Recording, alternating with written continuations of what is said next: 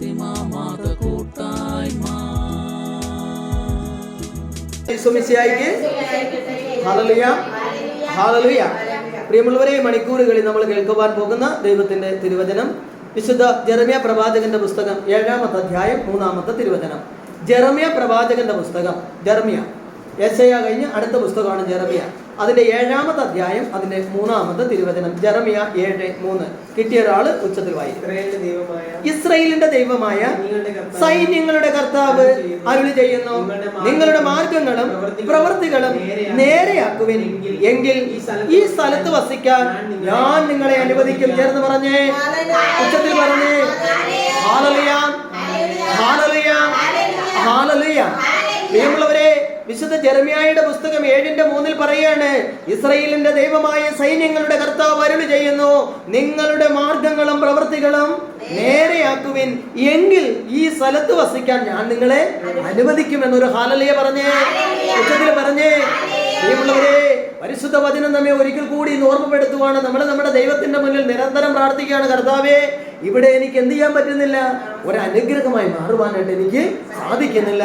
ഞാൻ ദൈവാരാധനയിൽ പങ്കെടുക്കുന്നു, വിശുദ്ധ ബലിയിൽ പങ്കെടുക്കുന്നു, വാർഷിക കുംഭസാരത്തിൽ പങ്കെടുക്കുന്നു, എപ്പോഴും ജപമാല ചൊല്ലുന്ന എല്ലാ കാര്യങ്ങളും എൻ്റെ ജീവിതത്തിലുണ്ട്. പക്ഷെ എന്ത് ചെയ്യാം, ഞാൻ താമസിക്കുന്ന സ്ഥലത്ത് ഞാൻ എന്തായി മാറുന്നില്ല, ഒരനുഗ്രഹമായി മാറുന്നില്ല. രോഗം വിട്ടു മാറാത്ത രീതിയിൽ കുടുംബത്തിൽ ഒന്ന് മാറി രോഗങ്ങൾ.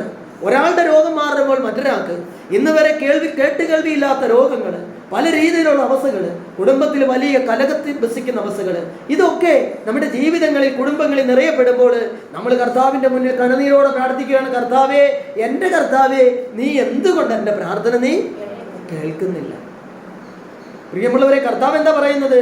നിന്റെ പ്രാർത്ഥന കേൾക്കുവാതിരിക്കാൻ എൻ്റെ കാതുകള് അടഞ്ഞു പോയിട്ടില്ല. നീ പ്രാർത്ഥിക്കുമ്പോൾ നിന്റെ പ്രാർത്ഥന കേൾക്കാൻ കാതുകൾ അടഞ്ഞു പോയൊരു ദൈവമല്ല ഞാൻ. പിന്നെ എന്തുകൊണ്ടാ നിന്റെ പ്രാർത്ഥന കേൾക്കാത്തത്? പ്രിയമുള്ളവരെ, ഇസ്രായേലിന്റെ ദൈവമായ സൈന്യങ്ങളുടെ കർത്താവ് അരുളി ചെയ്യുന്നു, നിങ്ങളുടെ മാർഗങ്ങളും പ്രവൃത്തികളും, അതെ, നീ സഞ്ചരിക്കുന്ന വഴികള്, നിന്റെ പ്രവൃത്തികള്, ഇത് രണ്ടും നേരെ അല്ലാത്തത് കൊണ്ട് ഇസ്രായേലിന്റെ ദൈവമായ കർത്താവ് നിന്നെ ഒരു മൂലയ്ക്ക് ഇരുത്തിയേക്കുക. എങ്ങനെയാ? നമ്മൾ പറയത്തില്ലേ, പണ്ടൊക്കെ ഒരു ബുദ്ധിമുട്ടും ഇല്ലാതെ കാര്യങ്ങളെല്ലാം വളരെ സ്മൂത്തായിട്ട് നടന്നുകൊണ്ടിരുന്നതാണ്. ഇന്ന് എത്ര കൊണ്ടുവന്നിട്ട് എന്തില്ല, തികയുന്നില്ല, ഒന്നും തികയുന്നില്ല. അപ്പൊ നമ്മൾ ചില സമയങ്ങളിലൊക്കെ ഇരുന്ന് പഴയ കാര്യങ്ങൾ അയവറക്കും. മനുഷ്യരാണെങ്കിൽ അങ്ങനെയാണല്ലേ. പണ്ട് നമ്മൾ ചിന്തിക്കും, പണ്ട് ഒരാഴ്ചയൊക്കെ ജോലിക്ക് പോയി കഴിഞ്ഞാൽ ഒരു ബുദ്ധിമുട്ടുമില്ല, എങ്ങനെയൊക്കെ എവിടെ നിന്നൊക്കെയാണെന്ന് അറിയത്തില്ല, കയ്യിൽ നിറയെ എന്താണ്, പൈസയാണ്. പലരും എന്നോട് പറയുന്നതാണ്, പണ്ടൊക്കെ എന്ന് പറഞ്ഞാൽ ബ്രദറെ ഒരു ബുദ്ധിമുട്ടുമില്ല, എനിക്കറിയത്തില്ല, ഒരു ബുദ്ധിമുട്ടെന്ന് പറയുന്നത് ഞങ്ങൾ അനുഭവിച്ചിട്ടേ ഇല്ല. ഇഷ്ടം പോലെ പൈസ, സ്വർണത്തിന് സ്വർണം, പൈസയ്ക്ക് പൈസ, കടം തരാൻ ഇഷ്ടമുള്ള ആൾക്കാർ, കടം വാങ്ങാതെ തന്നെ ജീവിക്കാൻ എല്ലാ മാർഗങ്ങളും തുറന്നു കിടക്കുന്ന വഴിയിലൂടെ ഞാൻ സഞ്ചരിച്ചു. എന്നാൽ ഇന്നാവട്ടെ എല്ലാ ദിവസവും എന്തുണ്ട്, ജോലിയുണ്ട്. എങ്ങനെയാ? എല്ലാ ദിവസവും ജോലിയുണ്ട്. പക്ഷെ എന്ത് ചെയ്യാം, കൊണ്ടുവരുന്നതൊന്നും എൻ്റെ ജീവിതത്തിൽ എനിക്ക് തികയാത്തൊരവസ്ഥ. 100 കൊണ്ടുവരുമ്പോൾ 200 മറ്റൊരു വഴിയിലൂടെ വാതിൽ തുറന്ന് വന്ന് നിൽക്കുകയാണ്. എന്തിനാ? എൻ്റെ കയ്യിലിരിക്കുന്ന 100-ഉം വേറൊരു 100-ഉം കൂടി ഒന്നിച്ച് വേറൊരു വഴിയിലൂടെ ഇറങ്ങിപ്പോകുന്നൊരവസ്ഥ എൻ്റെ ജീവിതത്തിൽ. പ്രിയമുള്ളവരെ, ദൈവത്തിന്റെ മുന്നിൽ നമ്മൾ പ്രാർത്ഥിക്കുകയാണ്. നമ്മൾ പലയിടത്തും ഇങ്ങനെ നടക്കും. എന്തിനാ? ഉടമ്പടിയൊക്കെ ഇങ്ങനെ എടുക്കുക. എന്തിനാ? നമ്മളിപ്പോൾ വായിച്ചു കേട്ടെന്താ, ഒരാൾ ഉടമ്പടി എടുത്തപ്പോൾ അയാളുടെ ജീവിതത്തിൽ വലിയൊരു അത്ഭുതം നടന്നു വന്നു. അപ്പൊ നമ്മളെന്ത് ചെയ്യാണ്? നമ്മളെന്ത് ചെയ്യുന്നത്? നമ്മളെന്ത് ചെയ്യുന്ന? നമ്മളും അവരെങ്ങനെയാണോ അനുഗ്രഹം പ്രാപിച്ചതെന്ന് അവരോട് ചോദിച്ചറിഞ്ഞ് ഈ ലോകത്തിന്റെ മേഖലയിലൂടെ നിന്ന് ആ വഴിയിലൂടെ ഞാനും എന്ത് ചെയ്യുക? ഞാൻ സഞ്ചരിക്കുക. എന്തിനു വേണ്ടിയാ? എനിക്കും അനുഗ്രഹം പ്രാപിക്കണം. പ്രിയമുള്ളവരെ, ബൈബിളിൽ എവിടെയെങ്കിലും പറഞ്ഞിട്ടുണ്ടോ നീ നിന്റെ ജീവിതത്തിൽ മറ്റൊരു വ്യക്തിയെ അനുഗ്രഹിച്ച ദൈവത്തിന്റെ മുന്നിൽ അതേ രീതിയിൽ ജീവിച്ചെങ്കിൽ നിന്നും അനുഗ്രഹിക്കുമെന്ന് ദൈവം പറഞ്ഞിട്ടുണ്ടോ? ഇല്ല. പിന്നെ എന്തായിരിക്കും നമ്മുടെ ജീവിതത്തിൽ ഒരു അനുഗ്രഹം നമ്മുടെ ജീവിതത്തിൽ കുന്നുകൂടാത്തത്? കർത്താവിന്റെ മുന്നിൽ. പ്രിയമുള്ളവരെ, ജെറമ്യ പ്രവാചകന്റെ പുസ്തകത്തിൽ നമ്മളിപ്പോൾ അതിനുള്ള മാർഗം, അതിനുള്ള വചനം, അതിനുള്ള ദൈവത്തിന്റെ ആൻസർ കർത്താവ് നമ്മളോട് സംസാരിച്ചപ്പോൾ എന്താ ഈശോ പറഞ്ഞെന്താണ്? ഇസ്രായേലിന്റെ ദൈവമായ സൈന്യങ്ങളുടെ കർത്താവ് അരുളി ചെയ്യുന്നു, നിങ്ങളുടെ മാർഗങ്ങളും. പ്രിയമുള്ളവരെ, നീ ഇരുന്നിടത്തിരുന്ന് നിരങ്ങുന്ന ഒരവസ്ഥയിൽ, കട്ടിലിൽ വീട് കിടന്ന് രാത്രിയുടെ യാമങ്ങളിൽ കണ്ണുനീരൊഴിച്ച് നീ കരയുന്ന ഒരു ജീവിതത്തിലൂടെയാണ് നീ ഇന്ന് സഞ്ചരിക്കുന്നതെങ്കിൽ ഇസ്രായേലിന്റെ ദൈവമായ സൈന്യങ്ങളുടെ കർത്താവ് അരുളി ചെയ്യുന്നു, നിന്റെ പ്രവൃത്തികളും മാർഗങ്ങളും നേരെയാക്കുവിൻ. നിന്റെ പ്രവൃത്തി നിന്റെ ദൈവത്തിന്റെ പ്രവൃത്തിയല്ല, ദൈവം നിന്നെ അനുഗ്രഹിച്ചുകൊണ്ട് നിനക്ക് നൽകിയൊരു മാർഗത്തിലൂടെ അല്ല നീ പിന്നെ സഞ്ചരിക്കുന്നത്. പിന്നെയോ നീ സ്വന്തമായി രൂപാന്തരപ്പെടുത്തിയ ചില സവിശേഷമായ സ്വഭാവ ഗുണങ്ങൾ. എങ്ങനെയാ? എന്റെ സ്വഭാവം എന്തായിരിക്കണം? എന്റെ സ്വഭാവം? നമ്മൾ ഉൽപ്പത്തിയുടെ പുസ്തകത്തിൽ വായിച്ചു കേട്ടു, ദൈവമായ കർത്താവ് മനുഷ്യനെ സൃഷ്ടിച്ചു. എങ്ങനെയാണ്? തന്റെ ഛായയിലും സദൃശ്യത്തിലും. നീ ഒന്ന് ചിന്തിച്ചു നോക്കിയേ, ദൈവമായ കർത്താവ് തന്റെ ഛായയിലും സദൃശ്യത്തിലും സൃഷ്ടിച്ചൊരു വ്യക്തി, നീ ദൈവത്തിന്റെ ഛായയിലും സദൃശ്യത്തിലുമാണെങ്കിൽ കർത്താവ് നിനക്ക് നൽകിയിരിക്കുന്ന ഒരു സ്വഭാവ ഗുണമുണ്ട്. എന്താണത്? കർത്താവിന്റെ സ്വഭാവം എന്താ? സ്നേഹം. ആ സ്നേഹം നിന്നിലുണ്ടോ? നിനക്ക് എല്ലാവരെയും സ്നേഹിക്കാൻ പറ്റുന്നുണ്ടോ? അതോ സംഭാഷണത്തിൽ മാത്രം സ്നേഹിച്ചുകൊണ്ട് നിന്റെ ജീവിതമാകെ ദൈവത്തിന്റെ കൃപ നഷ്ടപ്പെടുത്തി സാത്താന്റെ മേഖലകളിലൂടെ സഞ്ചരിച്ചുകൊണ്ട് കർത്താവിന്റെ മഹത്വം നഷ്ടപ്പെടുത്തുന്ന ഒരു ജീവിതമാണ് നീ ജീവിക്കുന്നതെങ്കിൽ, ഈ സൈന്യങ്ങളുടെ ദൈവമായ കർത്താവ്, ഇസ്രായേലിന്റെ ദൈവമായ കർത്താവ് എന്ന് നിന്നോട് പറയാണ്, ഇരുന്നിടത്ത് തന്നെ നിരങ്ങുന്ന നിന്റെ ജീവിതത്തിൽ നീ കൊണ്ടുവരുന്നതെല്ലാം ഒരു ഓട്ടക്കാലണയിലൂടെ നിന്റെ ജീവിതത്തിൽ നിന്ന് നഷ്ടപ്പെടുന്ന അവസരങ്ങളിൽ മക്കളുമൊത്ത്, ജീവിത പങ്കാളിയുമൊത്ത് സന്തോഷത്തിലും സമൃദ്ധിയിലും ജീവിക്കാൻ പറ്റാത്ത രീതിയിൽ എന്റെ ജീവിതം ഇന്ന് ഒരു നരക ജീവിതമായി രൂപാന്തരപ്പെടുത്തിയിട്ടുണ്ടെങ്കിൽ, പ്രിയമുള്ളവരെ, നീ ഇസ്രായേലിന്റെ ദൈവമായ കർത്താവിൽ നിന്നും കടന്നു വന്ന ശിക്ഷാ നടപടിയുടെ അല്ല. ആണോ? ഈ ദൈവമായ കർത്താവ് നിന്നെ ശിക്ഷാ നടപടി അയച്ച് നിന്നെ ഇങ്ങനെ ബന്ധിച്ചിട്ടിരിക്കാന്നോ? ആണോ? പിന്നെയോ? പിന്നെ എങ്ങനെയാ ഇത് സംഭവിച്ചത്? കർത്താവ് എന്താ പറഞ്ഞത്? നിന്റെ മാർഗങ്ങളും പ്രവൃത്തികളും നീ നേരെയാക്കണം. നീ നേരായ മാർഗത്തിലൂടെയാണോ നിന്റെ ജീവിതം? മറ്റുള്ളവരെ നീ മുറിപ്പെടുത്താറുണ്ടോ നിന്റെ ജീവിതത്തിൽ? ചില ആൾക്കാർക്ക് ഏറ്റവും വലിയ ഇഷ്ടമാണ് വീട്ടിലിരുന്നു കൊണ്ട് മറ്റുള്ളവരുടെ കാര്യങ്ങൾ കേൾക്കാൻ. എന്നിട്ട് നമ്മളെന്ത് പറയും? ഞാൻ ഒരു കാര്യവും ആരെയും പറ്റി പറയാറില്ല. പ്രിയമുള്ളവരെ, നിങ്ങൾ വേണമെങ്കിൽ ഒരു പേനയും പേപ്പറും എടുത്ത് എഴുതി വെച്ചോ, ഇങ്ങനെ പറയുന്നവരുടെ ജീവിതത്തിൽ അവരുടെ തലമുറ എന്തായി മാറും? അനുഗ്രഹം പ്രാപിക്കത്തില്ല. കാരണം ഇത് ഒരു പൈശാചിക ശക്തിയാണ്. കുറ്റം പറയുന്നത് ആരുടെ സ്വഭാവം? പിശാചിന്റെ സ്വഭാവം. കുറ്റം പറച്ചില്ല ആരുടെ സ്വഭാവം എന്നാ പറയുന്നത്? പിശാചിന്റെ. ഞാനൊരു വ്യക്തിയെ കുറ്റം പറയുമ്പോൾ കുറ്റം പറയുന്നതിനേക്കാൾ വലുതാണ് കുറ്റം കേൾക്കാനുള്ളൊരു. ചിലർക്ക് ആഹാരം കഴിച്ചിട്ടൊരു പ്രശ്നമില്ല, പക്ഷേ ദിവസം കുറ്റം പറയുന്നത് കേട്ടില്ലെങ്കിൽ അതിനു വേണ്ടി ആരെങ്കിലും നമ്മൾ എന്ത് ചെയ്യും? നമ്മൾ സമീപിക്കും. കാരണം കുറെ ആൾക്കാരുണ്ടല്ലോ ഇങ്ങനെ, എന്താണ്, മറ്റുള്ളവരുടെ കാര്യം കേട്ടിട്ട് വേറെടുത്ത് എന്ന് പറയുക, അത് അവിടെ പറഞ്ഞിട്ട് ആ വീട്ടിൽ നിന്ന് വേറെ വീട്ടിൽ ചെന്ന് പറയുക. ഇതൊന്നും എന്തല്ല, ഇത് ആരുടെ സ്വഭാവം എന്ന് പറഞ്ഞ? പിശാചിന്റെ. പിശാചിന്റെ ഛായയിലും സദൃശ്യത്തിലുമാണ് നിന്നെ സൃഷ്ടിച്ചതെങ്കിൽ നീ ഈ സ്വഭാവം ഫോളോ ചെയ്യുന്നതിനകത്ത് ഒരു കുറ്റവും ഇല്ല. കാരണം നിന്റെ പിതാവ് ആരാണെന്നാ പറയുന്നത്? നിന്റെ പിതാവ് ദൈവമായ കർത്താവാണെങ്കിൽ അവിടുത്തെ സ്വഭാവ ഗുണം നീ എന്ത് ചെയ്യണം? നാട്ടുകാരെ പറ്റി കുറ്റം പറഞ്ഞും ആരും പറ്റി ആരെ കാര്യങ്ങൾ വന്ന് പറഞ്ഞാൽ അതെല്ലാം കേട്ടോണ്ടിരുന്നിട്ട് ഞാൻ പ്രാർത്ഥിക്കും. എന്ത് പ്രാർത്ഥിക്കുന്ന? സ്വർഗസ്ഥനായ ഞങ്ങളുടെ പിതാവേ. എങ്ങനെയാ? പിതാവേ. സ്വർഗസ്ഥനായ പിതാവിന്റെ പ്രവൃത്തിയാണോ നീ ചെയ്യുന്നത്? ആണോ? പെട്ടെന്ന് സങ്കീർത്തനം 91:1 വായിക്കാമോ? വിശുദ്ധ സങ്കീർത്തനം അതിന്റെ 91:1 കാണാതെ അറിയാവുന്നതാണ്. എന്നാലും നിങ്ങളൊന്ന് വായിച്ചേ, ഒന്ന് വായിച്ചേ. അത് എന്തുപോലെ? അത്യുന്നതന്റെ സംരക്ഷണയിൽ വസിക്കുന്നവനും സർവശക്തന്റെ തണലിൽ കഴിയുന്നവനും കർത്താവിനോട് എന്റെ സങ്കേതവും എന്റെ കോട്ടയുമാണ്. ഒരു ഹല്ലേലൂയ പറഞ്ഞേ, ഉച്ചത്തിൽ പറഞ്ഞേ. അത്യുന്നതന്റെ സംരക്ഷണയിൽ വസിക്കുന്ന ഒരു വ്യക്തിയാണോ നീ? ആണോ? അത്യുന്നതൻ ആരാണ്? അത്യുന്നതൻ സർവശക്തനായ ദൈവം. ഈ ദൈവത്തിന്റെ സംരക്ഷണയിൽ വസിക്കുന്ന ഒരു വ്യക്തിയാണെങ്കിൽ നിനക്ക് എന്ത് തോന്നില്ല? മറ്റൊരാളെ കുറിച്ച് പറയാനും തോന്നത്തില്ല. എന്ത് ചെയ്യാൻ പറ്റത്തില്ല? അത് കേൾക്കാനും നമ്മുടെ ജീവിതത്തിൽ ഒരു എന്തും പറ്റത്തില്ല. ചിലർക്കൊക്കെ ഇത് കേട്ടില്ലെങ്കിൽ ഗ്യാസ് അളവ് നടക്കുക എന്ന് പറഞ്ഞാൽ ശരീരത്തിൽ നിന്ന് എന്തോ വല്ലാത്തൊരു അവസ്ഥ പോലെ ഹൃദയമിടിപ്പൊക്കെ അങ്ങ് കൂടും. പിന്നെ ഇല്ലാത്ത രോഗങ്ങളൊക്കെ വരും. അവരെന്താണ് പറയുന്നതെന്നോ ചെയ്യുന്നതോ ഒന്നും മനസ്സിലാവത്തില്ല. കാരണം ഇവർക്ക് എന്താണ് നമ്മൾ മനസ്സിലായില്ലേ? ഒരു രോഗം വന്നു കഴിഞ്ഞാൽ ഡോക്ടർ ആന്റിബയോട്ടിക് ഗുളിക എഴുതി തന്നാൽ ഒന്നെങ്കിൽ അത് 2 നേരം അല്ലെങ്കിൽ 3 നേരം എന്ത് ചെയ്യണം? കഴിക്കണം. അപ്പൊ രാവിലെ 6 മണിക്ക് നമ്മളൊരു ടാബ്ലറ്റ് ഒരു ഗുളിക കഴിച്ചു കഴിഞ്ഞാൽ കറക്റ്റ് വൈകുന്നേരം അതേ സമയമാകുമ്പോൾ എന്ത് ചെയ്യണം? എങ്കിൽ മാത്രമേ അത് എന്ത് ചെയ്യത്തുള്ളൂ? അത് ഫലം പുറപ്പെടുവിക്കത്തുള്ളൂ. ആ ഗുളിക കഴിക്കുന്നത് കൊണ്ട് നമുക്ക് എന്തുണ്ടാവത്തുള്ളൂ? ഇതുപോലെയാണ് നുണയുടെ ദുരാത്മാവ്, കുറ്റങ്ങൾ പറയുന്നതും കേൾക്കുന്നതുമായ പിശാചിന്റെ ദുരാത്മാവ് എന്നിൽ വസിക്കുന്നുവെങ്കിൽ ഞാൻ ആ സമയമാകുമ്പോൾ തന്നെ ഇല്ല, കോഴി മുട്ടയിടാൻ കിടന്ന് കറങ്ങുന്നത് പോലെ ഞാൻ എന്ത് ചെയ്യും? ഞാൻ കിടന്ന് കറങ്ങാൻ തുടങ്ങും. കാരണം എന്താ? എനിക്കിത് കേൾക്കാനായിട്ട് എൻ്റെ ഹൃദയവും എൻ്റെ ചെവിയൊക്കെ കിടന്നങ്ങോട്ട് തുടിക്കാൻ തുടങ്ങും. കാരണം ഇന്നലെ കേട്ട സമയമായി, ആളിനെ കാണുന്നതേ ഇല്ല. അവസാനം നമ്മൾ അന്വേഷിക്കും, ഈ വ്യക്തി എവിടെ പോയി, ഈ വ്യക്തി ജീവിച്ചിരിപ്പുണ്ടോ? കാരണം എന്താ, അന്ന് ആ വ്യക്തിയെ കണ്ടതേ. പ്രിയമുള്ളവരെ, നിങ്ങൾ വിചാരിക്കും ബ്രദർ പറയുന്നത് ഞങ്ങളെ കുറ്റപ്പെടുത്തുവാണെന്നോ? അങ്ങനെയല്ല. ഇത് കർത്താവിന്റെ പരിശുദ്ധ വചനം നമ്മളെ ഓർമ്മപ്പെടുത്തുവാണ്. കുറ്റം പറയുന്നതും കുറ്റം കേൾക്കുന്ന വ്യക്തി ജീവിതത്തിൽ എത്ര പ്രാർത്ഥിച്ചാലും അവരുടെ കുടുംബത്തിലേക്ക് ദൈവത്തിന്റെ ശക്തി എന്ത് ചെയ്യത്തില്ല, കടന്നു വരത്തില്ല. നിങ്ങൾ മനസ്സിലാക്കണം, ഒരിക്കലും കടന്നു വരാൻ അതിന് സംഭവിക്കില്ല. കാരണം സങ്കീർത്തനം 91 നമ്മളിപ്പോ വായിച്ചു, അത്യുന്നതന്റെ സംരക്ഷണത്തിൽ വസിക്കുന്നവനും സർവശക്തന്റെ തണലിൽ. അത്യുന്നതനായ ദൈവത്തിന്റെ എന്ത് ചെയ്യണമെന്ന് പറഞ്ഞിരിക്കുന്നത്?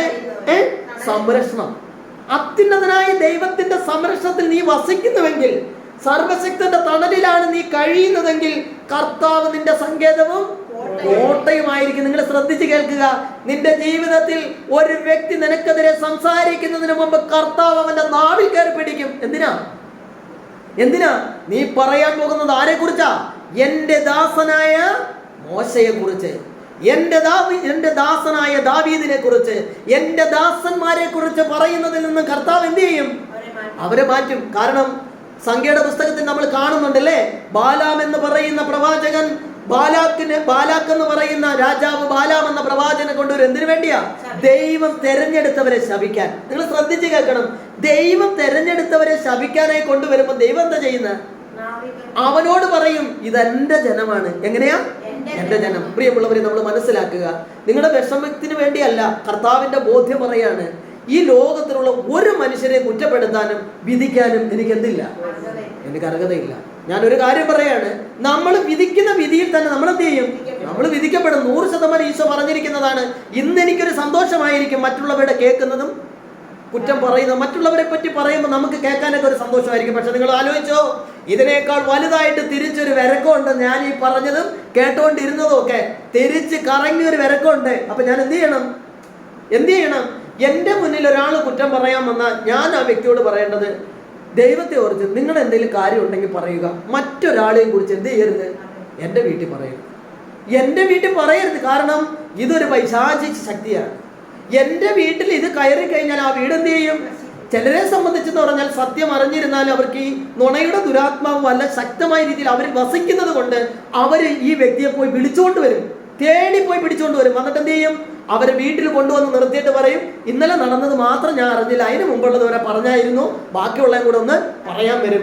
എന്നിട്ട് ഈ വ്യക്തിയുടെ ജീവിതത്തിൽ സംഭവിക്കാൻ പോകുന്ന അവസ്ഥകള്, ഇവരുടെ മക്കളും ഇവരുടെ കുടുംബവും ഇവരുടെ ജീവിത പങ്കാളിയും ഒക്കെ അവിടുന്ന് അവര് പോലും അർഹിക്കാത്ത അവസ്ഥകളിലൂടെ കടന്നു പോകും. അവരുടെ ജീവിതത്തെ അവരൊരു അനുഗ്രഹമായി മാറില്ല. പ്രിയമുള്ളവരെ, നമ്മൾ പറയാണ്, ആദ്യകാലങ്ങളിൽ ഞാനൊന്ന് പ്രാർത്ഥിച്ചാൽ മതിയായിരുന്നു, എൻ്റെ ജീവിതത്തിൽ ദൈവം എൻ്റെ പ്രാർത്ഥന കേൾക്കുമായിരുന്നു. നീ അന്ന് നിന്റെ പ്രാർത്ഥന ദൈവം കേട്ടത് അത്യുന്നതനായ ദൈവം നിന്റെ സംരക്ഷകനായിരുന്നു.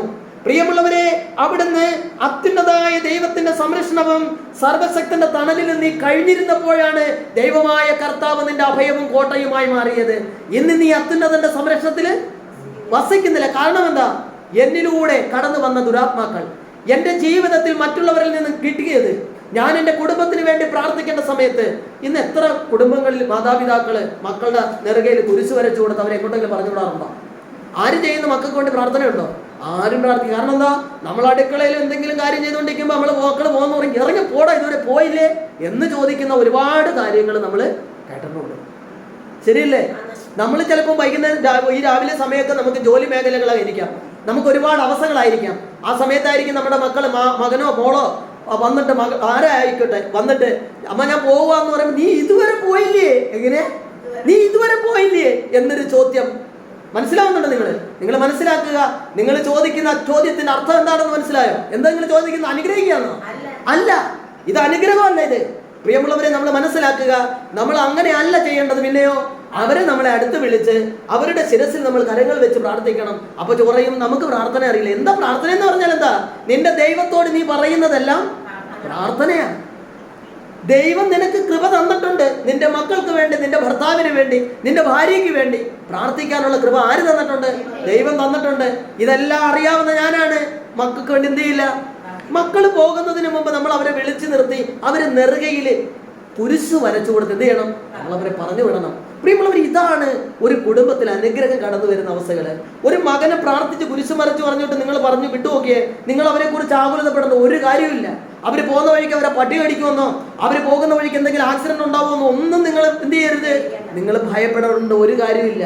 നിങ്ങൾ അതിനെക്കുറിച്ച് ഭയപ്പെടേണ്ട കാര്യമില്ല. കാരണം എന്താ? സങ്കീർത്തന പുസ്തകത്തിൽ ദൈവത്തിന്റെ പരിശുദ്ധ വചനം പറഞ്ഞിരിക്കുന്നതാണ് ഇങ്ങനെയാണ്: സർവശക്തനായ നിന്റെ ദൈവമായ കർത്താവ് ഞാൻ അവന്റെ വലതു കരം പിടിച്ചിരിക്കുന്നു, ഞാനാണ് പറയുന്നത്, ഭയപ്പെടേണ്ട, ഞാൻ അവനെ രക്ഷിക്കും, ഉറപ്പാ. അപ്പൊ നമ്മുടെ ജീവിതത്തിൽ നമ്മൾ കുറെ കാര്യങ്ങൾ ചെയ്യണം. ഇതൊന്നും ചെയ്യാതെയാണ് നമ്മൾ എന്ത് പറയുന്നത്? എന്റെ ജീവിതത്തിന്റെ ഇന്നത്തെ അവസ്ഥ ഭയാനകമായ അവസ്ഥയാണ്. പ്രിയമുള്ളവരെ, നിങ്ങൾ മനസ്സിലാക്കുക, ദൈവം അറിയാതെ എന്റെ ജീവിതത്തിൽ ഒന്നും സംഭവിക്കില്ല. ഇതായിരിക്കണം എന്റെ വിശ്വാസം. ഇവിടെ സങ്കീർത്തനം 91 എല്ലാ ദിവസങ്ങളും എന്ത് ചെയ്യും? വായിക്കും. എന്തിനു വേണ്ടിയാ വായിക്കുന്നത്? ഭയന്ന് വായിക്കുക. ഭയന്നാണ് ഇന്ന് അനേകങ്ങൾ സങ്കീർത്തനം വായിക്കുന്നത്. കാരണം എന്താ? ഈ സങ്കീർത്തനം വായിച്ചാലും എന്റെ ജീവിതത്തിൽ ഞാൻ എന്റെ പ്രവൃത്തികൾ എന്ത് ചെയ്യുന്നില്ല? നേരെയാക്കുന്നില്ല. നിങ്ങൾക്ക് മനസ്സിലായില്ലേ? എന്റെ പ്രവൃത്തികൾ എന്ത് ചെയ്യുന്നില്ല? പ്രവൃത്തികൾ നേരെയാക്കുന്നില്ല. അവിടെ നിന്ന് പറഞ്ഞില്ലേ, നിങ്ങളുടെ മാർഗങ്ങളും പ്രവൃത്തികളും നേരെയാക്കിയെങ്കിൽ മാത്രമേ നിങ്ങളുടെ പ്രാർത്ഥനകൾ സർവശക്തന്റെ മുന്നിലെത്തൂ. ചേർന്ന് പറഞ്ഞേ, ഉച്ചത്തിൽ പറഞ്ഞേ. ഇന്ന് പ്രവൃത്തികളെ കുറിച്ച് ഞാൻ ചിന്തിക്കുന്നില്ല. ഞാൻ എന്ത് ചെയ്താലും ഞാൻ എന്ത് പറയും? ഞാൻ ഓൾറെഡി പെർഫെക്റ്റ്. ഞാൻ പെർഫെക്റ്റ് ആണ്. എനിക്കൊരു കുറ്റവുമില്ല, എനിക്കൊരു ബുദ്ധിമുട്ടുകളുമില്ല. പക്ഷെ എൻ്റെ പ്രാർത്ഥനകളൊന്നും ആരും കേൾക്കുന്നില്ല. കർത്താവ് പറയാണ്, അവിടുന്ന് നിന്റെ പ്രവൃത്തികളും മാർഗങ്ങളും നേരെയാക്കുവിൻ, എങ്കിൽ ഈ സ്ഥലത്ത് വസിക്കാൻ ഞാൻ നിങ്ങളെ, അതെ, വസിക്കാൻ അനുവദിക്കാം എന്ന് പറഞ്ഞാൽ ദൈവം നിങ്ങളെ ഇറക്കി വിടുമെന്നാണോ? പിന്നെന്താ? നിന്റെ ജീവിതത്തിൽ ഇന്ന് അനർത്ഥങ്ങൾ കൊണ്ട് നിറഞ്ഞിരിക്കുന്ന ജീവിതത്തിൽ, ബുദ്ധിമുട്ടുകളിൽ, കട്ടതയില് നമ്മൾ എന്ത് ചെയ്യണം? നമ്മുടെ ജീവിതത്തിൽ ബുദ്ധിമുട്ടുകൾ ഉണ്ടാകുമ്പോൾ, കട്ടതകൾ, കർത്താവിനോട് ചേർന്ന് നിൽക്കുന്ന വ്യക്തിയെ കുറിച്ചാണ് ഞാൻ പറയുന്നത്. അപ്പൊ നമ്മൾ ആദ്യം ചെയ്യേണ്ടത്, ദൈവമേ, ആരെങ്കിലും എനിക്കെതിരെ എന്തെങ്കിലും ചെയ്തിട്ടുണ്ടോ എന്നല്ല നമ്മൾ ചിന്തിക്കേണ്ടത്. അങ്ങനെ ചിന്തിക്കലാണ് ഇന്ന് ഏറ്റവും കൂടുതൽ ആൾക്കാരുടെ. എനിക്ക് എന്തെങ്കിലും ബുദ്ധിമുട്ട് വന്നു കഴിഞ്ഞാൽ, ഇപ്പൊ ഉദാഹരണത്തിന് നമ്മൾ ഒരു കാര്യം ഞാൻ പറയാം. ഇപ്പൊ നമ്മുടെ വീട്ടില് ഒരു കറണ്ട് ചാർജ് എഴുതാനായിട്ട്, കറണ്ട് ചാർജിന്റെ ബില്ല് എഴുതാനായിട്ട് ബില്ല് എഴുതുന്ന വ്യക്തി വന്നു. നമ്മുടെ വീട്ടിൽ വന്ന് ബില്ല് എഴുതി. നമ്മൾ ബില്ല് കണ്ടു, അയ്യോ എത്ര രൂപ ബില്ല് വന്നേക്കുന്നത്? 4000 രൂപ. നേരത്തേക്ക് എത്ര വന്നോണ്ടിരുന്നത്? 500 രൂപ വന്നോണ്ടിരുന്നത്. അപ്പൊ നമ്മൾ പറയുകയാണ് 4000 രൂപ ഇപ്പൊ ബില്ല് വന്ന്. ഉടനെ ഞാൻ ആ ഇലക്ട്രിസിറ്റിയുടെ ബില്ല് എഴുതാൻ വന്ന ആ മീറ്റർ റീഡർ അടുത്ത് ഞാൻ ചോദിക്കുകയാണ്, അപ്പുറത്ത് ബില്ല് എഴുതി കൊടുത്തോ? അയാളോറെ കൊടുത്തോ. അവിടെ എത്രയുണ്ട്? 5000. ഉടനെ ഞാൻ സമാധാനമായി. നിങ്ങൾക്ക് മനസ്സിലാവുന്നുണ്ടോ? എന്റെ ജീവിതത്തിൽ ഈ 4000 ബില്ല് വന്നപ്പോൾ ഞാൻ അതിനെക്കുറിച്ച് ചിന്തിച്ച് വിഷമിക്കുന്ന സമയത്താണ് ഞാൻ ചോദിക്കുന്നത്, എന്റെ അയലത്തുള്ളവന്റെ ബില്ല് എത്രയാണെന്ന്. അപ്പൊ അവൻ പറഞ്ഞു 5000 ആണ് അവരുടെ ബില്ല്. ഉടനെ ഞാൻ സമാധാനിച്ച്. എന്തുകൊണ്ടാ? എന്റെ പ്രശ്നമല്ല എനിക്ക് കാര്യം. പിന്നെയോ, എന്റെ അയലത്തുകാരൻ എന്ത് ചെയ്യണം? അവൻ ഒരിക്കലും രക്ഷപ്പെടാൻ പാടില്ല. അയലത്തുകാരന്റെ ബില്ല് കൂടിയിട്ട് എനിക്ക് എത്ര കൂടുന്നു എന്നുള്ളത് എനിക്കൊരു പ്രശ്നമേ അല്ല. ഇന്നത്തെ സാധാരണ ജനത്തിന്റെ ജീവിതം ഇങ്ങനെയാണ്. എന്തുകൊണ്ടാണ് ഇങ്ങനെ വരുന്നത്? എന്തുകൊണ്ടാ? അത്യുന്നതനല്ല നിന്റെ ദൈവമായ കർത്താവ്. എന്നിട്ട് ഞാൻ എന്താ പറയുന്നത്? എന്താണ്? കർത്താവിനോട് എന്റെ സങ്കേതവും എന്റെ കോട്ടയും, ഞാൻ ആശ്രയിക്കുന്ന എന്റെ ദൈവവും. നീ ആശ്രയിക്കുന്ന നിന്റെ ദൈവം തന്നെയാണ് സർവശക്തനായ കർത്താവ്. എന്നാൽ നിന്റെ ആശ്രയം ദൈവത്തിലേക്ക് എത്തപ്പെടണമെങ്കിൽ നീ എന്ത് ചെയ്യണം? എന്താ ചെയ്യേണ്ടത്? നിന്റെ മാർഗങ്ങളും പ്രവൃത്തികളും നേരെയാക്കണം. എന്താണ് നമ്മുടെ മാർഗങ്ങൾ? എന്താണ് നമ്മുടെ പ്രവൃത്തികൾ? പ്രിയമുള്ളവരെ, ആ ജെറമ്യ പ്രവാചകൻ തന്നെ 26:13 വചനം ഒന്ന് വായിക്കാമോ? 26, അതിന്റെ 26:13 കിട്ടിയ ആൾ ഉച്ചത്തിൽ ഒന്ന് വായിച്ചേ. നിങ്ങളുടെ മാർഗങ്ങളും ചെയ്തികളും നന്നാക്കുവിൻ, നിങ്ങളുടെ ദൈവമായ കർത്താവിന്റെ വാക്കുകൾ അനുസരിക്കുവിൻ, നിങ്ങൾക്കെതിരായി പ്രഖ്യാപിച്ച അനർത്ഥങ്ങളെ കുറിച്ച് അപ്പോൾ അവിടെ അനുദപിക്കും. ചേർന്ന് പറഞ്ഞേ, ഉച്ചത്തിൽ പറഞ്ഞേ. എന്ത് മനോഹരമായ രീതിയിൽ ദൈവം അവിടുന്ന് സംസാരിച്ചിരിക്കുന്നു. പ്രിയമുള്ളവരെ, ദൈവത്തിന്റെ പരിശുദ്ധ വചനം പറയാണ്, നിന്റെ മാർഗങ്ങളും പ്രവൃത്തികളും നേരെയാക്കാത്തത് കൊണ്ടാണ് ഇസ്രായേലിന്റെ ദൈവമായ സൈന്യങ്ങളുടെ കർത്താവ് അരുളി ചെയ്യുന്ന, നിന്റെ മാർഗങ്ങളും പ്രവൃത്തികളും എന്ത് ചെയ്യണം? നേരെയാകണം. അത് നേരെ ആകാത്തത് കൊണ്ടാണ് നിന്റെ ജീവിതത്തിൽ നിന്ന് അനർത്ഥങ്ങളൊന്നും മാറിപ്പോകാത്തത്. നീ ആഗ്രഹിക്കുന്ന കണക്ക് നിനക്കൊരു ഉയർച്ച ഉണ്ടാവാത്തത്. വീണ്ടും ജെറമ്യ ഇപ്പൊ നമ്മൾ വായിച്ച് 26:13 പറയാണ്, നിങ്ങളുടെ മാർഗങ്ങളും ചെയ്തികളും. മാർഗം എന്ന് പറഞ്ഞാൽ എന്താണ്? മാർഗം എന്റെ ജീവിതത്തെ കുറിച്ചുള്ള എന്റെ അത് എന്റെ ജീവിതത്തെ കുറിച്ച് എല്ലാവർക്കും ഒരു പ്ലാനില്ലേ? ഇന്നത് ചെയ്താൽ ഞാനൊരു വിജയമായി മാറും, ഇന്ന രീതിയിൽ ഇങ്ങനില്ലേ? ഇതാണ് മാർഗം എന്ന് പറയുന്നത്. രണ്ടാമത് ചെയ്തികൾ എന്ന് പറഞ്ഞാൽ ആ മാർഗം ഒരു വർക്കൗട്ട് ആക്കി എടുക്കുന്ന ഒരവസ്ഥ. എന്റെ പ്രവൃത്തി അവിടെ പറയാണ്, നിങ്ങളുടെ മാർഗങ്ങളും ചെയ്തികളും നന്നാക്കുവാൻ. നിന്റെ പ്രവൃത്തി എന്തായിരിക്കണം എന്ന് കർത്താവ് പറയുന്നത്? നന്നായിരിക്കണം. വേറൊരാളുടെ കണ്ണുനീര് വീഴാൻ, വേറൊരാളെ കുറിച്ചുള്ള കുറ്റങ്ങൾ കേൾക്കുന്ന ഒരു പ്രവൃത്തി ആയിരിക്കരുത്. എന്ത് ചെയ്യുന്നതാ? എന്റെ പ്രവൃത്തി. ചുമ്മാതിരിക്കുന്ന സമയം ഉണ്ടെന്നുണ്ടെങ്കിൽ ബോറടിക്കാതിരിക്കാനായിട്ട് ഏറ്റവും നല്ല മാർഗമാണ് ബൈബിൾ എടുത്തു വെച്ച് വായിക്കാൻ. വായിച്ചൂടെ? വായിക്കാൻ അറിഞ്ഞുകൂടാത്തവർക്കാണെന്നുണ്ടെങ്കിൽ ബൈബിൾ ഇന്ന് എല്ലായിടവും റേഡിയോ ബൈബിളുണ്ട് എന്ന് പറഞ്ഞാൽ അത് ഓണാക്കി കഴിഞ്ഞാൽ ബൈബിളിലെ വചനങ്ങളൊക്കെ നമുക്ക് കേൾക്കാൻ പറ്റും. നമ്മൾ വായിക്കണ്ട. നമ്മൾ യാത്ര ചെയ്യുമ്പോഴും നമ്മൾ വീട്ടിൽ വെറുതെയൊക്കെ ഇരിക്കുമ്പോഴും ഒക്കെ നമുക്ക് എന്ത് ചെയ്യാം? യൂട്യൂബിലൊന്നും കാണാൻ പറ്റത്തില്ല എന്നുണ്ടെങ്കിൽ നമുക്ക് അവിടുന്ന് ബൈബിൾ വചനങ്ങൾ റേഡിയോ ബൈബിൾ പോലെ ഉണ്ട്. അത് നമ്മൾ ഓണാക്കി കഴിഞ്ഞാൽ നമുക്കത് ബൈബിൾ മുഴുവൻ റീഡ് ചെയ്ത് തരും. ഉൽപ്പത്തി മുതൽ വെളിപാട് വരെയുള്ള 73 പുസ്തകങ്ങൾ നമുക്ക് എന്ത് ചെയ്യാം? നമുക്ക് കേൾക്കാൻ പറ്റും. ഒരു പ്രാവശ്യം ഒരു വചനം കേൾക്കുന്നു, വീണ്ടും ഓഫ് ചെയ്യുന്നു, വീണ്ടും ആ വചനം റിവൈൻഡ് ചെയ്ത് കേൾക്കുന്നു. പ്രിയമുള്ളവരെ, അങ്ങനെ ഒരു വചനം കുറെ പ്രാവശ്യം കേട്ട് കഴിഞ്ഞാൽ നിങ്ങളുടെ ജീവിതത്തിൽ എന്ത് സംഭവിക്കുമെന്ന് നിങ്ങൾക്ക് അറിയാമോ? എന്ത് സംഭവിക്കും? 2 മക്കബായർ 8:18 എന്ത് സംഭവിക്കാൻ പോകുന്നത്? അവർ ആയുധത്തിലും സാഹസികൃത്യങ്ങളിലും ആശ്രയിക്കുന്നു. ഒരു മിനിറ്റ്, ഇവിടെ വചനം പറയാണ് അവർ. ആരാണ് അവര്? എനിക്കെതിരെ ഉള്ളവരെയാണ് അവരെന്ന് പറയുന്നത്. ഞാനാണ് പറയുന്നത്. ഞാൻ പറയാണ്, എന്താ പറയുന്നത്? അവർ എനിക്കെതിരെ ആയുധങ്ങളും സാഹസകൃത്യങ്ങളും ആശ്രയിക്കുന്നു. അപ്പൊ അവര് എനിക്കെതിരെ പ്രവർത്തിക്കുന്നവർ എനിക്കെതിരെ ആയുധങ്ങൾ എടുക്കുന്നു. സാഹസകൃത്യങ്ങൾ എന്ന് പറഞ്ഞാൽ ദൈവഹിതമല്ലാത്ത എല്ലാ മേഖലകളും അവർ എനിക്കെതിരെ ഉപയോഗിക്കുന്നു. എന്നാൽ ഞാൻ എന്താ ചെയ്യുന്നതെന്ന് അടുത്ത വചനം പറയുന്നത്. പറവാക്കി, അവർ ആയുധത്തിലും സാഹസകൃത്യത്തെ ആശ്രയിക്കുന്നു. എനിക്കെതിരെ വരുന്ന ശത്രുക്കളെയും ലോകം മുഴുവനെ തന്നെയും. കണ്ടോ, ദൈവത്തിന്റെ പരിശുദ്ധ വചനം പറയാണ്, നിനക്കെതിരെ പോരാടുവാൻ, നിനക്കെതിരെ സംസാരിക്കുന്നവരെ കുറിച്ച് നീ എന്ത് ചെയ്യരുത്? നീ ഭയപ്പെടുകയും ചെയ്യരുത്. മറ്റൊരാൾ വന്ന് പറയാണ്, ഞാൻ എൻ്റെ കാതുകൾ കൊണ്ട് കേട്ടയാണ് നിന്നെ കുറിച്ച് അവർ അപവാദം പറയുന്നത്, നിന്നെ കുറിച്ച് മോശമായി അവർ സംസാരിക്കുന്നത്. അപ്പൊ നമ്മൾ എന്താ ചെയ്യുന്നത്? നമ്മൾ സാഷ്ടാംഗം വണങ്ങി, ഇല്ലേ? അബ്രഹാം ചെയ്തതുപോലെ 3 പേരെ കണ്ടപ്പോഴത്തേക്ക് അബ്രഹാം എന്ത് ചെയ്ത്? അവരെ മനസ്സിലായോ? നിങ്ങൾക്ക് മനസ്സിലായോ? അപ്പോ നമ്മൾ ചെയ്യുന്ന ആ വണക്കം നിങ്ങൾക്ക് മനസ്സിലായില്ലല്ലേ? മനസ്സിലായില്ല. ദൈവത്തിന്റെ മുന്നിൽ വേറൊരാള് എന്നെ കുറിച്ച് എന്ത് പറഞ്ഞു എന്ന് വന്നാലും ഞാനത് കേട്ടില്ല, കേട്ടെങ്കിലേ ചോദിക്കൂ എന്നല്ല അവിടെ പറയേണ്ടത്.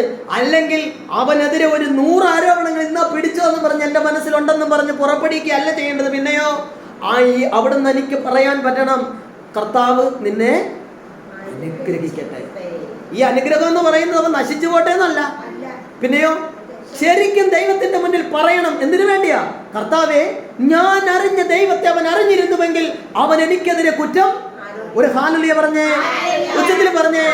ഇന്ന് ലോകം മുഴുവനും അനേകങ്ങൾ നമുക്കെതിരെ സംസാരിക്കുന്നെങ്കിൽ, നമുക്കെതിരെ പിറുപിറുക്കുന്നെങ്കിൽ അതിന്റെ കാരണം അവനിൽ പിശാച് വസിക്കുന്നത് കൊണ്ടല്ല, മറിച്ച് ഞാൻ അറിഞ്ഞ ജീവനുള്ള ദൈവത്തിന്റെ മുന്നിലേക്ക് എത്തപ്പെടുവാൻ അവന് സാധിച്ചിട്ടില്ല. അതാണ് പ്രിയമുള്ളവരെ അവന്റെ അവസ്ഥ. അവനെ കർത്താവിന് സമർപ്പിക്കണം, സമ്പൂർണ്ണ സമർപ്പണം നടത്തണം. ദൈവമേ, ഒരു കാലത്ത് ഇവനേക്കാൾ മോശമായി ജീവിച്ചൊരു വ്യക്തിയാണ് ഞാൻ, എന്നെ അങ്ങ് തൊട്ടെങ്കിൽ ഇവനെയും അങ്ങ് തൊടണമേ എന്ന് പ്രാർത്ഥിക്കുവാൻ എനിക്ക് സാധിക്കുമെങ്കിൽ എനിക്ക് ആരില്ല? എനിക്ക് ശത്രുക്കളില്ല. അതുകൊണ്ടല്ലേ ദൈവമായ കർത്താവ് പറഞ്ഞത്, നിങ്ങൾ ശത്രുക്കളെ സ്നേഹിക്കുവൻ. ചേർന്ന് പറഞ്ഞേ, ഉച്ചത്തിൽ പറഞ്ഞേ. നമുക്ക് സ്നേഹിക്കാൻ പറ്റുന്നുണ്ടോ? നമുക്ക് പറ്റുന്നുണ്ടോ? നമുക്ക് പറ്റുന്നില്ല സ്നേഹിക്കാനായിട്ട്. നമുക്ക് നമ്മളെ തന്നെ സ്നേഹിക്കാനായിട്ട് മനസ്സിലാവുന്നുണ്ടോ എന്ന് എനിക്കറിയത്തില്ല. ഞാൻ പറയാണ്, ഈ നമുക്ക് നമ്മളെ തന്നെ സ്നേഹിക്കാം. അപ്പൊ നിങ്ങൾ പറയും, പിന്നെ നമുക്കളോട് വെറുപ്പുണ്ടോ?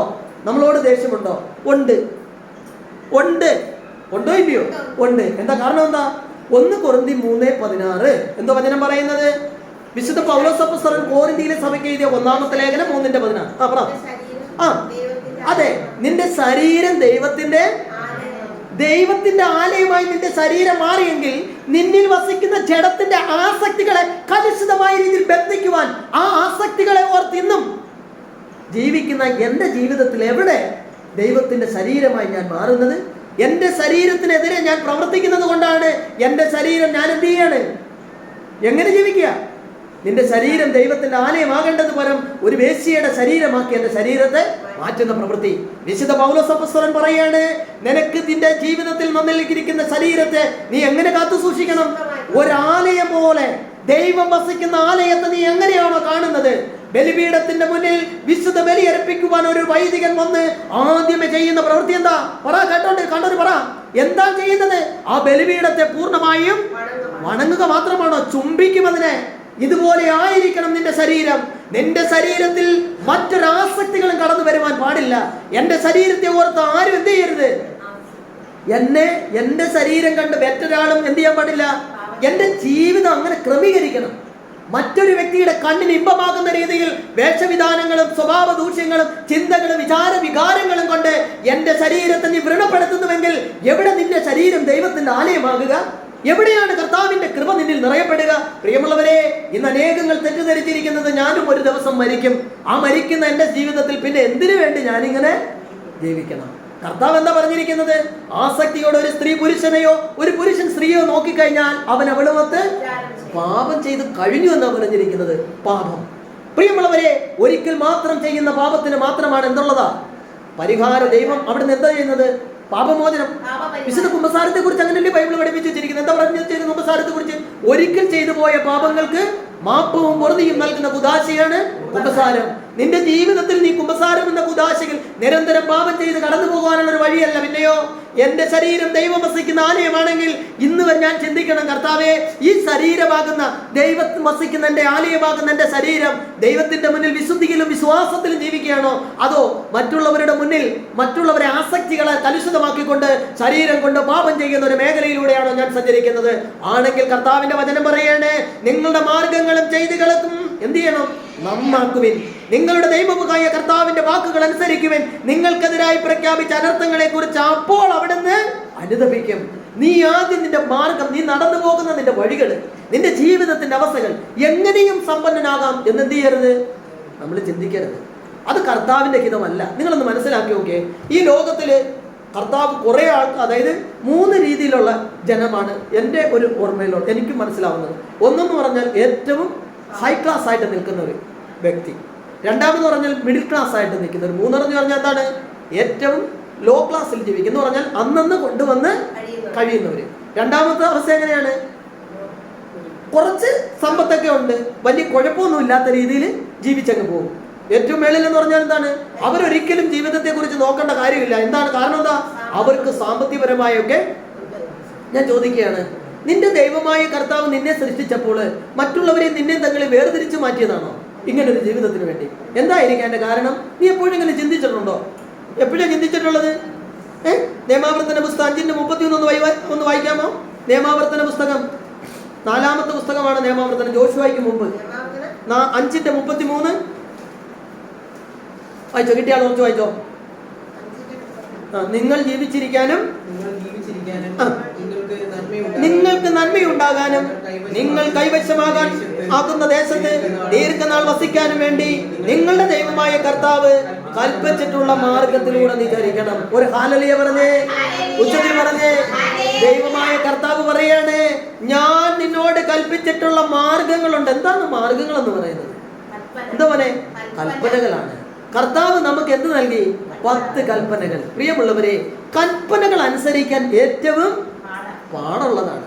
കൽപ്പന അനുസരിക്കുക എന്ന് പറഞ്ഞാൽ ഏറ്റവും ബുദ്ധിമുട്ടുള്ള കാര്യമാണ്.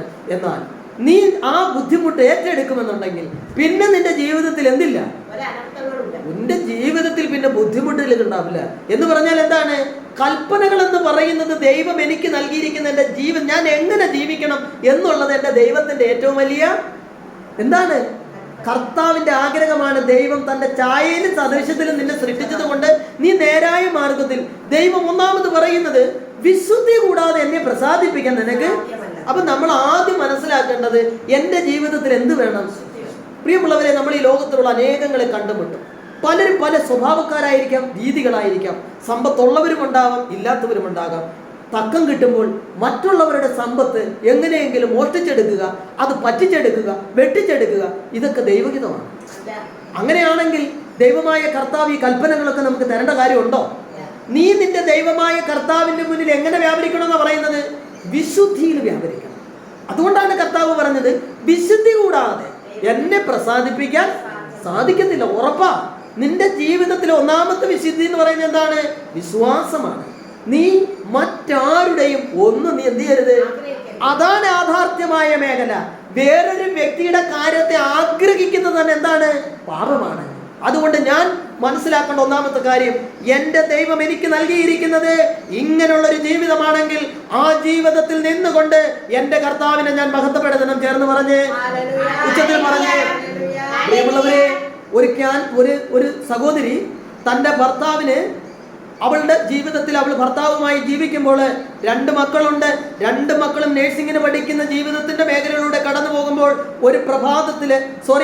ഒരു സായാഹ്നത്തിൽ അവളുടെ ജീവിതത്തിൽ അവളുടെ ഭർത്താവിന് സ്ഥിരം ഒരു രോഗാവസ്ഥയിലായിരുന്നപ്പോൾ മെഡിക്കൽ പരമായ മേഖലയിൽ കൊണ്ടുചെന്ന് അദ്ദേഹത്തിന്റെ രോഗങ്ങളെ കുറിച്ച് ടെസ്റ്റ് ചെയ്തപ്പോൾ അവളുടെ ജീവിതത്തിൽ ഒരിക്കലും ചിന്തിക്കാൻ പോകാൻ പറ്റാത്ത രീതിയിലുള്ള ഒരു റിസൾട്ട് അവളിലേക്ക് വന്നു. ആരെ കുറിച്ചാ? അവളുടെ ഭർത്താവിനെ കുറിച്ചുള്ള റിസൾട്ട്. എന്തായിരുന്നു ആ റിസൾട്ട് എന്നറിയാമോ? തന്റെ ഭർത്താവിന് എന്ത് രോഗമാണെന്നാ? എയ്ഡ്സ് രോഗമാണ്. എയ്ഡ്സ് രോഗമാണ് നിന്റെ ഭർത്താവിനെന്നും പറഞ്ഞൊരു മെസ്സേജ് അല്ല, ഡോക്ടർമാരിൽ നിന്ന് അവൾക്ക് കേൾക്കേണ്ടി വന്നു അവളുടെ കാതുകളിൽ. എന്നിട്ട് അവൾക്കൊരു ഉപദേശവും കൂടെ ആ ഡോക്ടർമാർ കൊടുത്തു.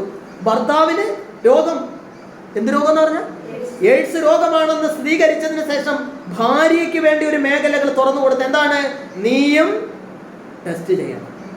കാരണം ഭർത്താവിന് ഈ രോഗമുള്ളത് കൊണ്ട് നിനക്കും ഈ രോഗം ഉണ്ടാവാം. പ്രിയമുള്ളവരെ, അവൾ സന്തോഷത്തോടെ ആ ടെസ്റ്റിലേക്ക് പോയി. അവളെ ടെസ്റ്റ് എടുത്ത് കഴിഞ്ഞു. ഒരാഴ്ച അങ്ങോട്ട് കഴിഞ്ഞപ്പോഴാണ് റിസൾട്ട് അവൾക്ക് കിട്ടുന്നത്. പോസിറ്റീവ് തന്നെയായിരുന്നു അവളുടെ റിസൾട്ട്. എന്ന് പറഞ്ഞാൽ അവളും എയ്ഡ്സ് രോഗിയാണ് എന്നുള്ള റിസൾട്ട് വന്നു. അവൾക്ക് ആകപ്പാടെ ഭയമായി. 2 മക്കളുണ്ട്. മക്കളെ 2 പേരെയും ടെസ്റ്റ് ചെയ്തു. പ്രിയമുള്ളവരെ നോക്കിയേ, ആ മക്കൾക്ക് 2 പേർക്കും ഈ രോഗമില്ല. മക്കൾക്ക് 2 പേർക്കുമില്ല. അപ്പനും അമ്മയ്ക്കും എയ്ഡ്സ് രോഗമാണ്. ഈ സഹോദരി എന്നോട് പറഞ്ഞത് എന്താണെന്ന് അറിയാമോ? ബ്രദറെ, എന്റെ ദൈവമായ കർത്താവ് എന്നെ ഏറ്റവും കൂടുതൽ സ്നേഹിക്കുന്നു എന്ന് എനിക്ക് ബോധ്യം വന്നത് ഇപ്പോഴാണ്. നിങ്ങൾക്ക് മനസ്സിലാവുന്നില്ല അല്ലെ?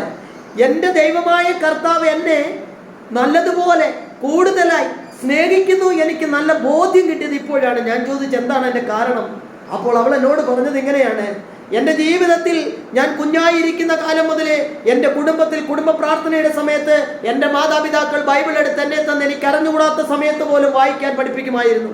അതിനുശേഷം ഞാൻ വായിക്കാൻ തുടങ്ങിയതിനു ശേഷം എല്ലാ ദിവസങ്ങളിലും ബൈബിൾ വീട്ടിൽ വെച്ച് ഒരധ്യായമെങ്കിലും ഞാൻ വായിച്ചിരിക്കണമായിരുന്നു. കാറ്റഗിസം ക്ലാസ്സുകളിലെല്ലാം ഫസ്റ്റായി ഞാൻ പഠിച്ചു. അതിനുശേഷം ഞങ്ങളുടെ ഇടവകയിൽ തന്നെ കാറ്റഗിസം അധ്യാപികയായി ഞാൻ മാറി.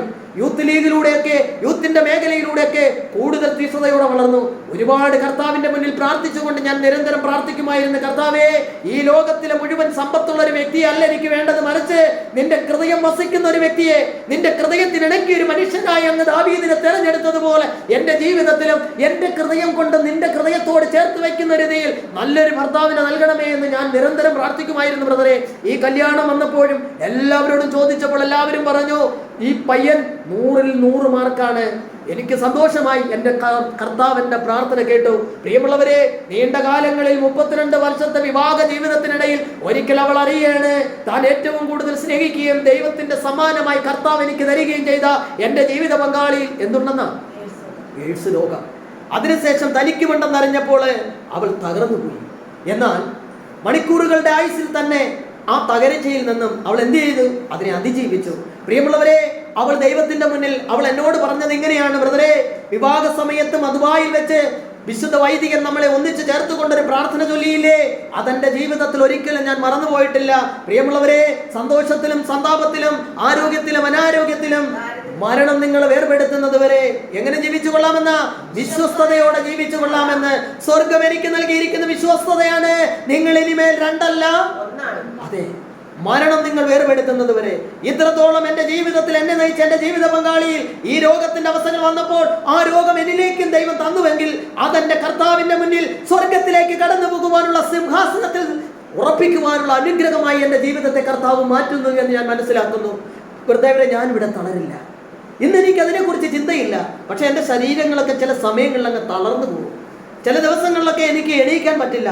അത്രത്തോളം ശരീരത്തെ തളർന്നു പോകുന്ന അവസ്ഥകൾ. ഇന്ന് ദൈവത്തിന്റെ മുന്നിൽ നമ്മൾ ജീവിക്കുമ്പോൾ നമ്മൾ നമ്മുടെ കർത്താവിനോടൊന്ന് ചോദിച്ചേ: കർത്താവേ, നിങ്ങളുടെ മാർഗങ്ങളും ചെയ്തികളും നേരെയാക്കാത്തത് കൊണ്ടാണോ?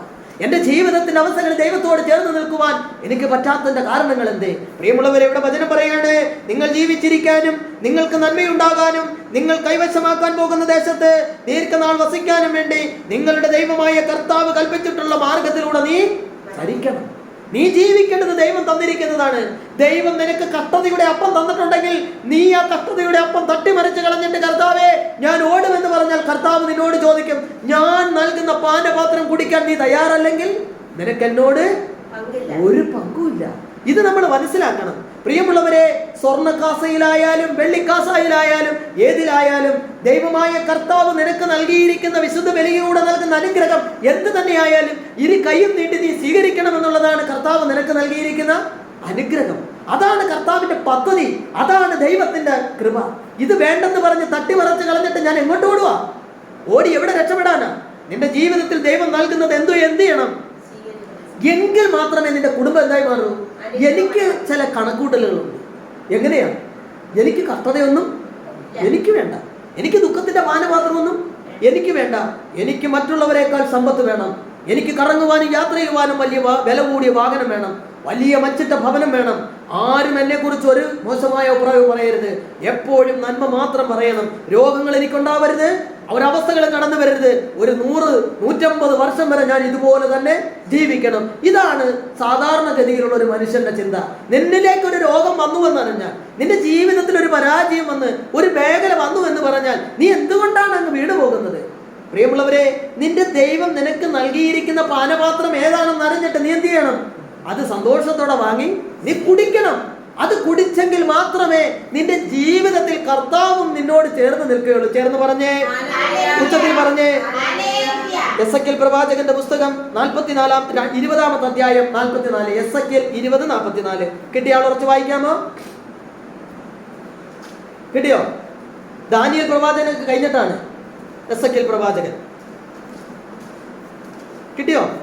വായിച്ചോ. 20:44 വായിച്ചോ മോനെ. ദൈവമായ കർത്താവ് അരുളി ചെയ്യുന്നു, ഇസ്രായേൽ ഭവനമേ, നിങ്ങളുടെ തെറ്റായ പ്രവർത്തനങ്ങൾക്കും ദുഷിച്ച മാർഗങ്ങൾക്കും അനുസൃതമായിട്ടല്ല എന്റെ നാമത്തെ പ്രതി ഞാൻ നിങ്ങളോട് പെരുമാറുമ്പോൾ ഞാനാണ് കർത്താവെന്ന് നിങ്ങൾ അറിയും. ഒരു ഹല്ലേലൂയ പറഞ്ഞേ, ഉച്ചത്തിൽ പറഞ്ഞേ. പ്രിയമുള്ളവരുടെ പരിശുദ്ധ വചനം പറയാണ്, ദൈവമായ കർത്താവ് അരുളി ചെയ്യുന്നു, ഇസ്രായേൽ ഭവനമേ, നിങ്ങളുടെ തെറ്റായ പ്രവർത്തനങ്ങൾക്കും ദുഷിച്ച മാർഗങ്ങൾക്കും അനുസൃതമായിട്ടല്ല. നിന്റെ പ്രവൃത്തിയും നിന്റെ പ്രവർത്തന മേഖലകളും ദുഷിച്ചതാണെന്ന് ദൈവത്തിന് അറിയാം.